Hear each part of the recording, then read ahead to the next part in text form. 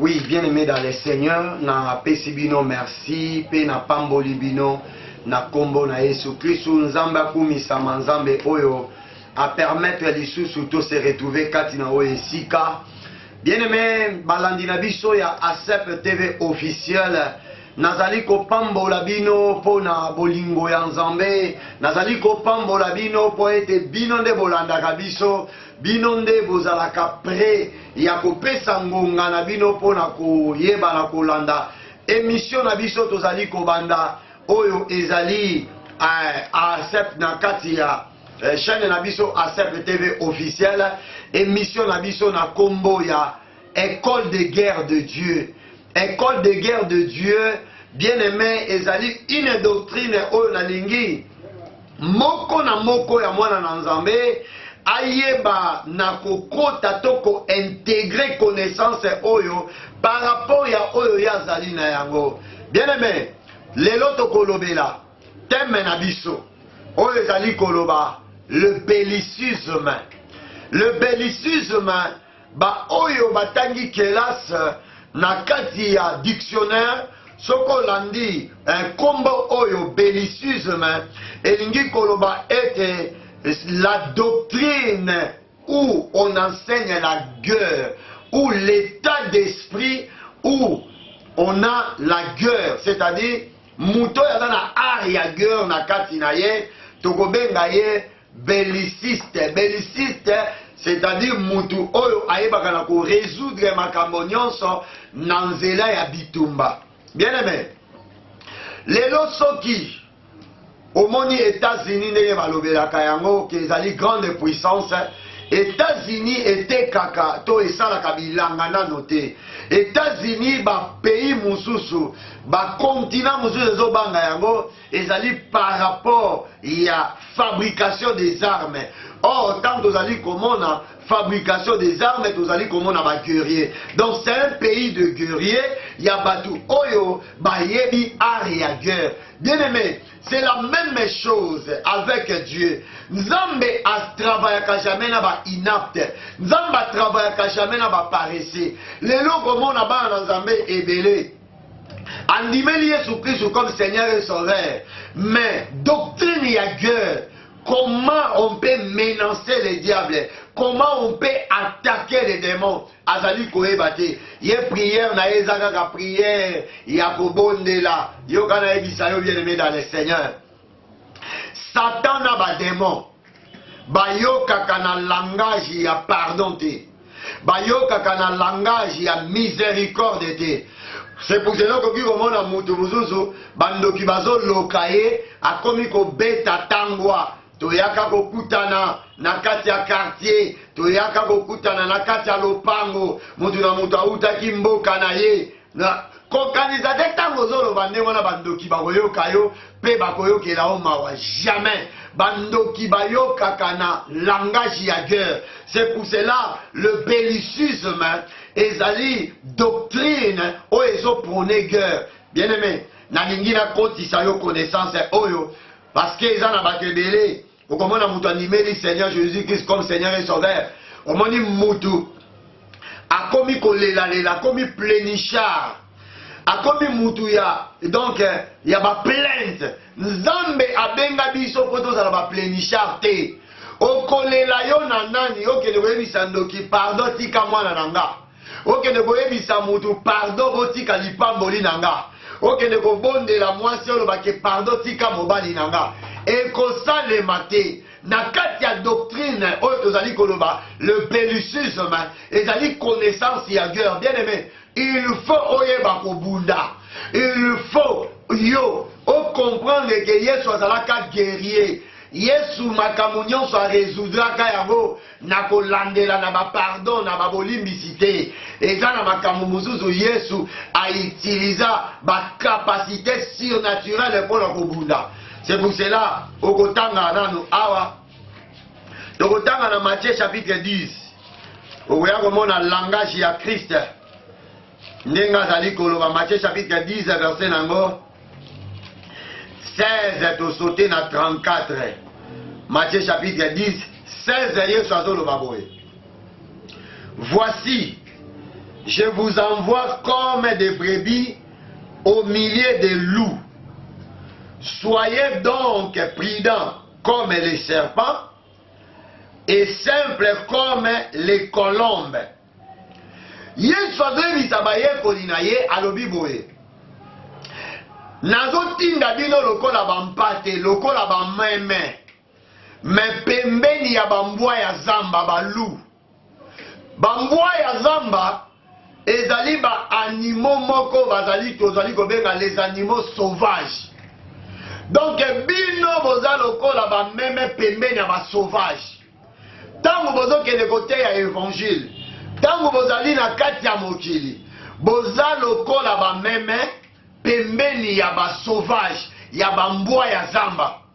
Mais alobi boye, soyez prudents comme les serpents et simples comme les colombes.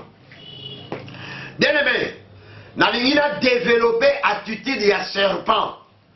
Oyo Yesu azoyebisa biso tozala prudent comme les serpents. Omoni nyoka ndenge azalana, nyoka azalaka agressif.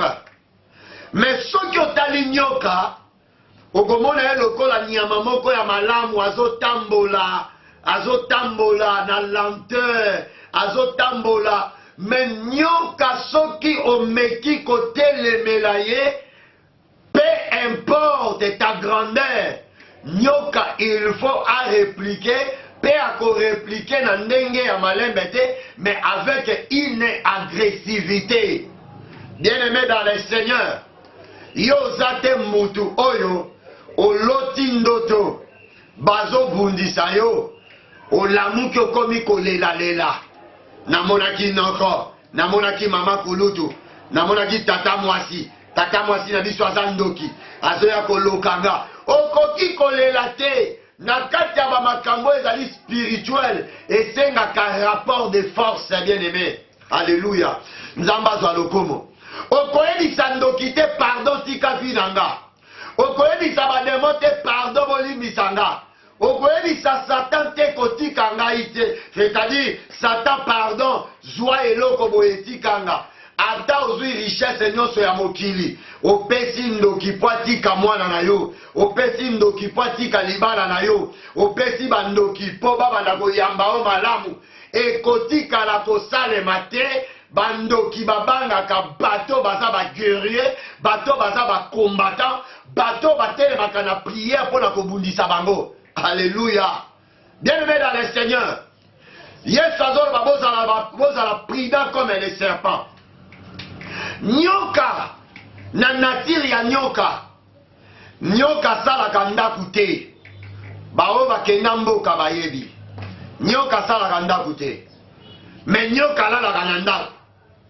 Alalaka na ndaku koma prudence na ye esalaka ete soki azotambola alingi alala na ndaku to alingi abwaka maki, nyoka kokende esika ndeke asalaki zala na ye, ndaku na ye na kati ya nzete, atobolaki nzete asali ndaku, nyoka kokende atake ndeke, ale ndeke abimi ale ye alali na kati ya ndaku wana.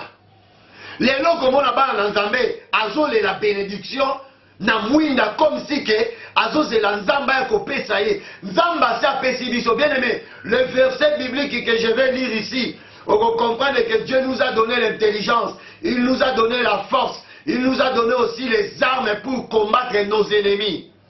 Bien aimé, nalingi na yebisa yo boye, nyoka agresaka même likelele na libulu na ye. Soki likelele ameki lokola kotia mutu makasi, akolia ye pe akoti na kati ya ndaku na ye bandi kolala. Eloko ezokamwisa nga bana na Nzambe, okomona azobela toluka batata mwasi tokende konegocie. Bokende konegocie na bango nini? Oyebi makambo ya Nzambe te? Nani ayebi si okende ndoki soko negocie na ye, opesi ye bamakasu, opesi ye banzamba, obondeli ye nde akotika mutu oyo akangaki. Et d'ailleurs, pour votre information, bandokyo bakangaka, bazalaka ba subalterne, agokenda kangi, azui muto ya kangi, apese na supérieur. Est-ce que ndoki agokende koyebisa supérieur na ye, muto na kangaki, mama na kangaki, tata mwasi oyo nakangaki leki nango napesaki bino ye bazoderange nga bozongisela nga ye non eza problème ya guerre yango Yesu alobi ke nayaki tokei sikoyo na 34 na 34 Bible ezoloba boye Matthieu chapitre 10 verset nango 16 tosaute 34 na 34 Bible ezali koloba boye ne soyez pas que je sois venu apporter la paix sur la terre. Je ne suis pas venu apporter la paix, mais le paix. Bien-aimé dans le Seigneur, Jésus parle de paix par rapport yaboye ba etenga na yaki kotika kimia te mais na yaki kopesa bino mopanga yango tozolobela le bellicisme. C'est-à-dire dans l'esprit duquel où prône la guerre. Yesu a dit qu'on communique l'esprit de guerre, l'esprit des guerriers. Pourquoi? Yesu a dit que ba démon ba kobima na kobonde la te, bandoki ba bonde la kabango te, mais ba agressa kabango.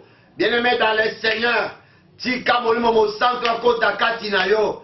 Mouton ya boto yo libala a comprendre ete na kota ki na karo ya mouton ba kota kate mouton ya zo telemela musala na yo a comprendre ke na kendaki ko bundisa guerrier Yesu alobi na yaki ko pesa bino mopanga. Bien-aimé dans le Seigneur, soki toke na Ancien Testament okoya komona Jacob après avoir perdu sa bénédiction. Tant Isaac a fait bénédiction na ye et pas ya Esaü ya nani ya plutôt Esaü après avoir perdu la bénédiction et tant Isaac a eu bénédiction ya Esaü après yango Jacob tanga Bible malamu bénédiction ba pesa ki ndeko na biso Jacob ezalaki bénédiction ya kolona biloko eke biloko ebima ezalaki bénédiction ya kobokola bampate eke baya mingi mais tangu Esaü ye kosolola na papa na ye ayebisi papa na ye est-ce que bénédiction mosusu ezotikala te mpo na ngai asolicitaki bénédiction avec la pleure tangu azolela balobi nini Isaac ayebisi ye napesi yo le paix donc natikali kaka na mopanga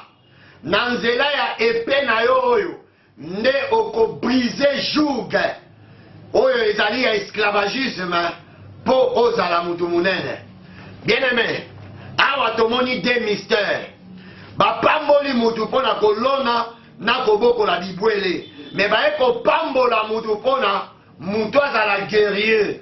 Bien aimé dans le Seigneur, biso ndenge toza aomoni yo lokolo rata bénédiction na yo. Par exemple, babotoli, bayibi, bakei na yango. Pour récupérer bénédiction na yo, ezo senga ozala guerrier, oye bakobunda. C'est pour cela, zwa mopanga, telema kende ko menacer bao bazo menacer vie na yo. Zwa mopanga, kende ko fonge bana na yo. Zwa mopanga, kende ko fonge mobali na yo. Zwa mopanga, kende ko fonge église na yo. C'est pour cela, Yesu alobi, nayaki kotika épée. Bien-aimé dans le Seigneur, épée wana c'est la parole de Dieu. Or, la parole, c'est ça l'épée. Alobi nayaki kotika mopanga. Soko ke na hébreu, Bible ezali koloba ete, la parole de Dieu est une épée à double tranchant qui divise des natures, c'est-à-dire où ils ont le pouvoir, il y a qu'au diriger, il y a qu'au diviser âme, et qu'au diviser esprit. Bien aimé dans le Seigneur, Yesu alingaki koyebisa biso boye kozala plenichard te. Comment yo la lindoto oloti par exemple babotoli au sac mutu akimi na yango pe olamuki obandi kolela obandi koloba mpona nini boye vi na ngai nyonso nasalaka esimbaka te yango lelo naloti bayibi nga sac ose découragé bien aimé okamwisanga soko ose découragé yo kanisi tango ko se décourager nde bandoki bakoya kobondela balobi tantine tika kolela saki na yo yangoyo esengelo telema na prière okende oyebisa nzambe esika nyonso bake na sake na nga nakei bible ezoloba nini na mokanda ya Jean chapitre na yango 3 verset na yango 6 à 8 bible ezoloba nini muto ya botami na molimo mosantu aza mupepe akoki ko se déplacer esika nyonso alingi moye muto empêcher eza te tango loti ndenge wana telema loba na pumwe na mupepe nakei bisika bayibi biloko na nga bisika bakangi mbongo na nga bisika bakangi libala na nga bisika bakangi kobota na nga nzambe na panzi bango na kombo na Yesu Kristo tika puissance ya nzambe etelemisa yo osimba mopanga olanda banguna na yo okomona famille eza liye famille eza ya kokangama mutu akofungola famille aza te deneme nzambe asa pamboli biso na maloba asa pamboli biso na mopanga Yesu alobi bozala prudent lokola serpent tala serpent ndenge azali serpent azalaka agressif c'est-à-dire quoi ata boza na kati ya basauvage ndenge azoloba ke voici je vous envoie comme de brebis au milieu de loups ata boza na kati ya basauvage po babanga bino il faut bamona attitude ya spiritualité oyo ezali na kati ya agressivité bien aimé tika puissance ya Christ et armée yo okende kobotola mbongo na yo okende kobotola grandeur na yo au nom de Jésus-Christ. Yesu azoloba nini na Luc chapitre 14 Yesu azolobela sur la guerre.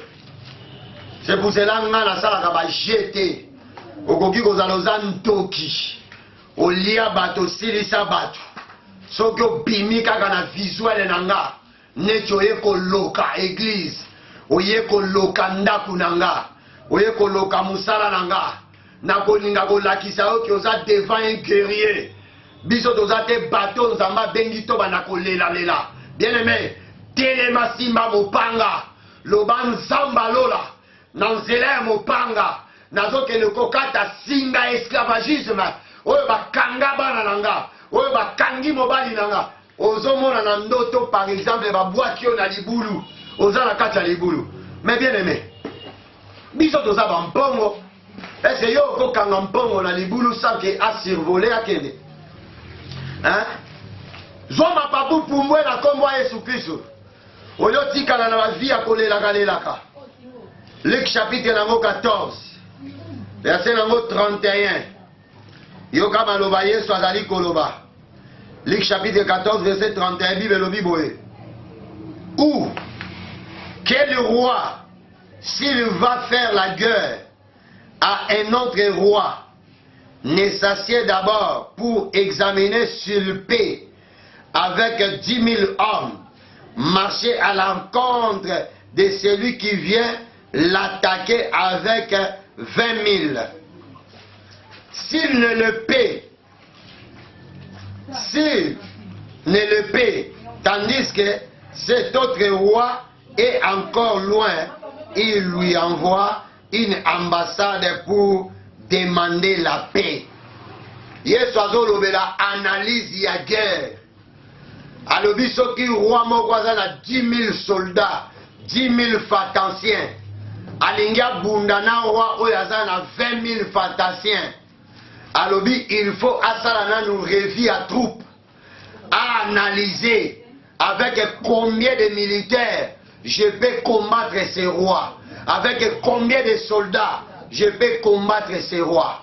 Alobini, soki atali avec 10 000 akokoka 20 militaires, alors asengi la paix, c'est-à-dire aluki basenga kimia soki kofuta bamande afuta soki kozala soumi apesa nini akoki kopesa pesa. Mais bien aimé, tosala sikoyo analyse biso bana na Nzambe.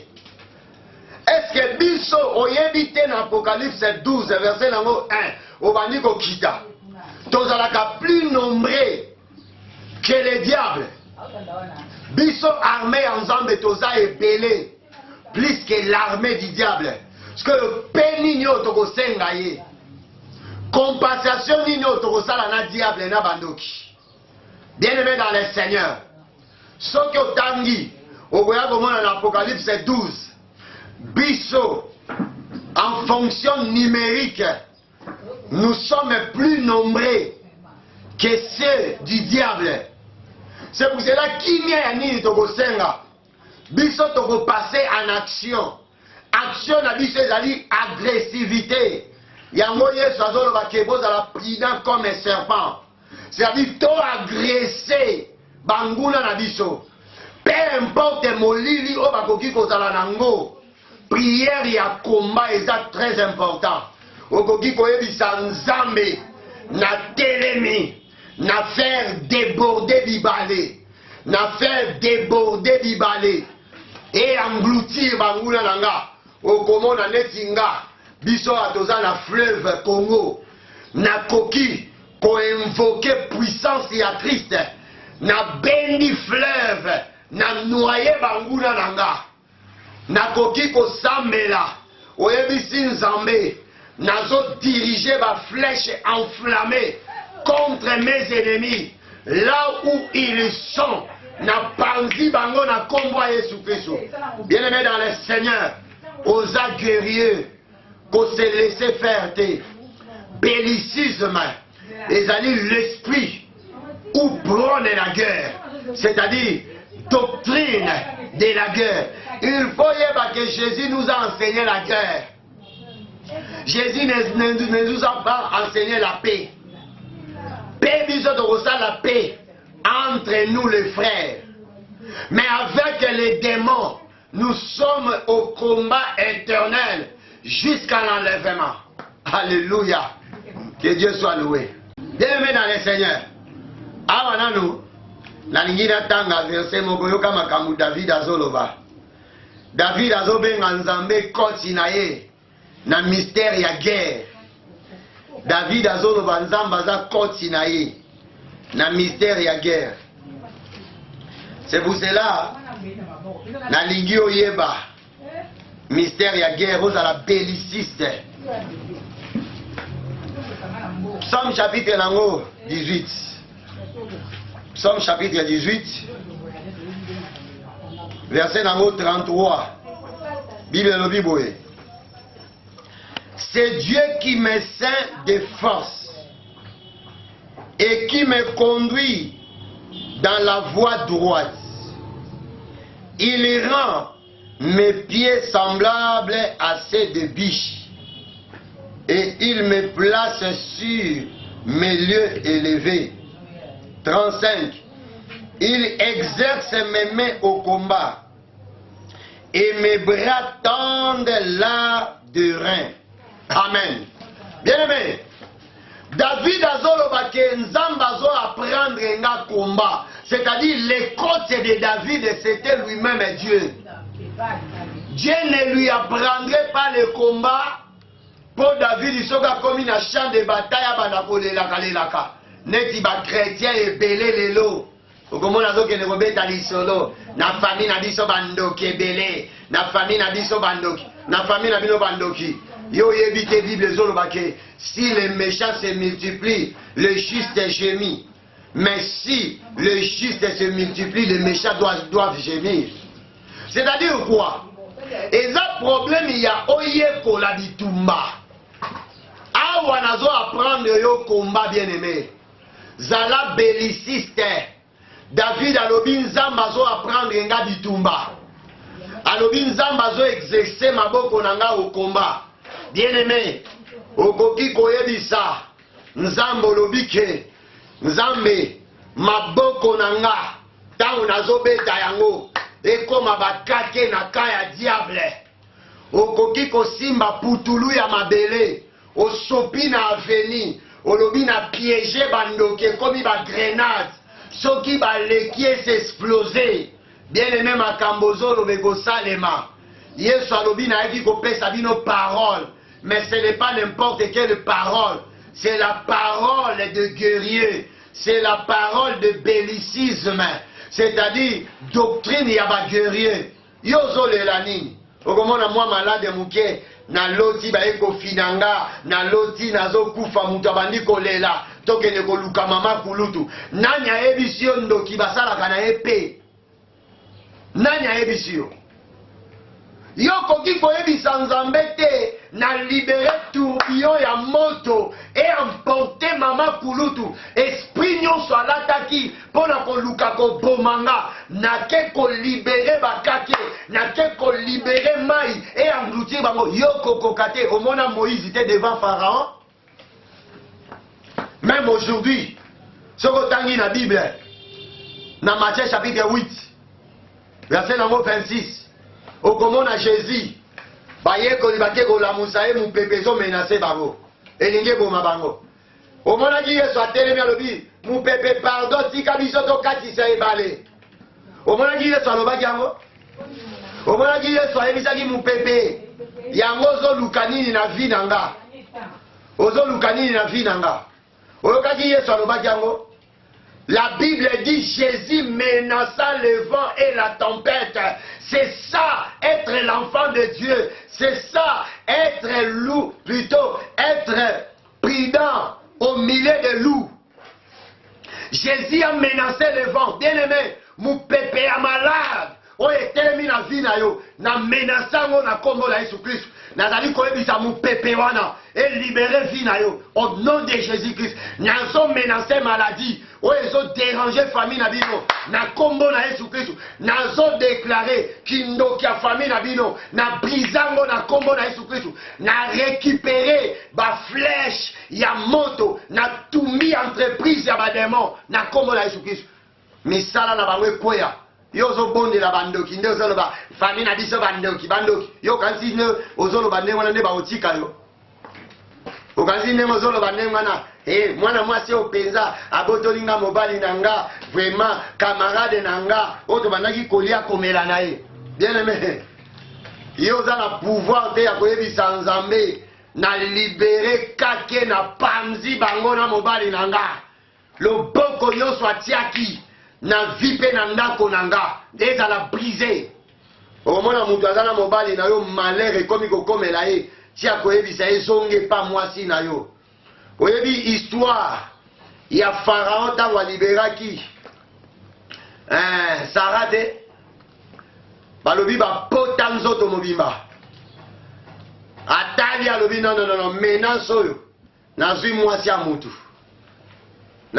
mutu nazolo batanke mosali ya Nzambe tika ba bibon ebima banguna na bino batika bomengo na bino aloba ete ba bibon ebimi nga zoto mobimba pona yibaki mobali ya bato pona zwaki mwasi ya bato nazo déclarer na kombo ya Yesu Kristo ba bibon bazanga esika ya kovanda na kombo ya Yesu Kristo.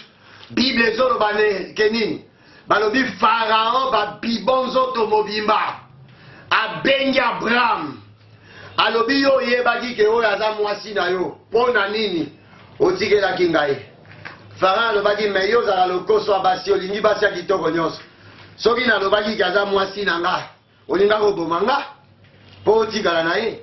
C'est pour cela napesaki yo ye. Bien aimé yoka nayebisa yo Nzambe na yo aza mpe Nzamba punition akoki kopinir banguna na yo akopinir binemi na yo po baloba ke mutu aza na Nzambe. Omoni Jacob tango ake pa Laban komi kozonga akutaka Esaü pauvre te tanga Bible malamu akutaka Esaü avec des richesses. C'est pour cela dont oyo Jacob a pesaka Esaü tanga Bible malamu Jacob a ebisi Esaü zwa oyo nyoso bibwele Esaü a ebisi que Dieu m'a rendu déjà riche. C'est-à-dire Nasir a comme riche. Esaü a comme riche pourquoi? Parce qu'il avait le paix. Il avait le paix. Bien aimé, tika mopanga epe samela yo. Banguna na yo. Bamona ya solo za na Nzambe. Ya solo za guerrier. Omoni nakolinga koloba eloko moko. Okomona mwana Nzambe Nzamba pesi pasa nord. alakisi eke mutu alokaka yo yeyo, mutu abudisaka yo yeyo. Na ndoto penza amoni ndoko ki komona ye na tongo azoyebisa lelo naloti yo mabe, naloti yo mabe. Wana ndoki azoseka yo alobi ke tala mutu oyo ata moninga, il faut passer en action. Bien aimé, passer en action. Eza makambo kolobake naloti yo mabe te, mais eza makambo ya yo te le molobake nzambe mutu nyonso azobundisa vi na nga na telemi pe na ke ko frapper na kombo ya Yesu Kristo. Apôtre Paul azoloba nini ke eske bato bazo doutenga balingi naya na douceur to naya na fimbu. Alléluia. Tika nzambe alola simbiso fimbu banguna na baloba ke non tokendaki kobeta na porte ya mabe nazo apprendre yo la guerre. Bien aimé, bandoki ato sengi bango pardon, ba magicien ata osengi cesser le feu et pas na bango cesser le feu ezalaka te, et pas na bango bobunda boyoka na solo bobunda rapport de force na communiquer puissance ya rapport de force na kati na yo. À partir d'aujourd'hui na longoli kolela inaptitude eza kati na yo. Ba chrétien ebele baza ba inapte nazolo bango naza na raison nayebi en tant que pasteur, en tant que mosala nzambe, en tant que l'apôtre de Dieu nayebi beaucoup de chrétiens baza ba inapte. Okomona soki aloti ndoto ya femme de nuit a se décourager kobima te. Okomona posa mokili esili ndeko moto lekise na délivrance ake na délivrance, après délivrance alali boye aloti lisusu kaka mari de nuit wana ye ayalobi papa na se décourager na nga na lembi na nga na bio. Toza na monde ya ko se décourager te, toza na monde ya mutu zala na courage affronter binemi na yo, passer en action. Kutu ndengo moni eboloba nzambe esika nyonso ake na makila na nga, esika nyonso akei na oyo ezali semence na nga ya nzoto na nga, nakei kuna na kiti naza parachute kuna na panzi bango na kombo ya Yesu Kristo, nake na banque de sang esika batiaki makila na nga, esika batiaki semence na nga, na panzi banque de sang na bango, na récupérer semence na nga, na récupérer semence ya famille na nga, na récupérer mosolo na nga, na zongi nango na kombo ya Yesu Kristo. Bien aimé dans le Seigneur, le combat est spirituel. Ah, vous savez que si mimbeli, ok, vous pouvez dire que vous te. Parlant de l'Iorbanine, en tant que mon Nzambe, yeba que vous êtes belliciste. C'est-à-dire, en toi, l'art de guerre est là. Concédete, na kolela lela, concédete, na kolobaloba, mettez-les-ma bunda. Batunyon son zamba benga bazalaka ba guerrier. Bazalaka batute azolela vi nange ezokende liboso te, makambo nange ezobonga te baza bato batelema babunda mpona bavi na bango, babunda mpona bana na bango, babunda mpona baterritoire na bango. C'est pour cela mpona santé na yo oza na obligation ya kobunda. Nzambe ya lola azwa lokumu na pamboli bino na kombo ya Yesu Kristo. Balandi na biso nyonso ya ASEP TV officiel, Nzambe alola pambola bino. Ezali émission oyo tokobanda kozwa mikolo oyo tokobanda koleka nango mikolo oyo na kombo ya l'école de guerre de Dieu. L'école de guerre de Dieu ezali émission oyo tokobanda koformer ba belliciste, c'est-à-dire bato baza na art ya guerre, na écoute ya guerre pona koyeba na kobundisa bango na bango. Oui, Nzambe azwa lokumu na réalisation na pamboli frère na biso Crey. Aza na venir molayi Nzambe apambola bino. Ba oyo nyonso balingi ba contacter nga, numéro ya apôtre Eli Kalamba eza na bande l'écran wana, soko tali yango omona numéro nga o contacter nga. Tika Nzambe alola apambola pe apambola église ASEP TV, église assemblée évangélique ASEP. Donc Nzambe apambola bino. Merci beaucoup.